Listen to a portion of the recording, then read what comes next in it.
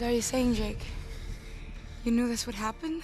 Because of the nature of this film, you know, with this alien clan, this alien culture, you know, we had a choice. We could do it with makeup, like it's always been done, you know, rubber appliance makeup. It would have looked horrible and it would have been boring and stupid and, you know, kind of blue actors running around in the rainforest in their underwear, you know, and a bunch of blue body paint. It would have looked terrible. And I wasn't interested in that. You know, if I was going to do this, I wanted to do it this way, which is with performance capture. But before he could do that, Cameron first had to make sure his technology could cross what's known in robotics and animation as the uncanny valley. Let's say this is an absolute human, and this is a, you know, kind of a talking moose. You know, as you approach human, our attraction to the character goes down. And then at the last second, just when you get to a true human look, it goes back up. Well, we needed to get on the far side of that dip in the response curve, which is called the uncanny valley.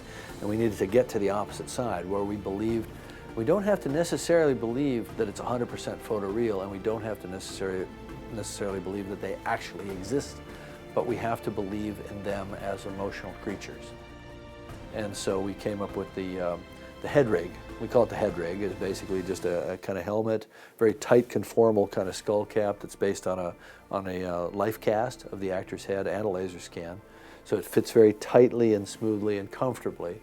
And then, you know, there's a carbon fiber boom that comes out with a little camera on the front of it. And that camera shoots the face in a nulled out close-up. So even though the actor's moving all around, running, jumping, yelling, screaming, jumping off stuff, jumping over logs, you know, running flat out, whatever, we're getting that facial performance absolutely locked off.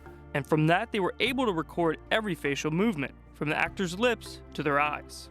And that proved to exactly be the kind of holy grail approach to how to do CG faces, not the stuff that they'd done before, which is what we call marker-based.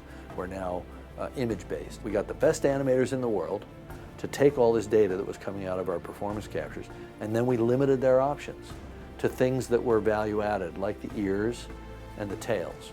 So they took a human performance with no diminishment whatsoever and then added to it. So when people ask me, you know, sort of what percentage of the actor's performance came through in the final character, I say 110%, because you actually had an increase in the sense of whatever the emotionality of the moment was. For Discovery News, I'm Jorge Ribas.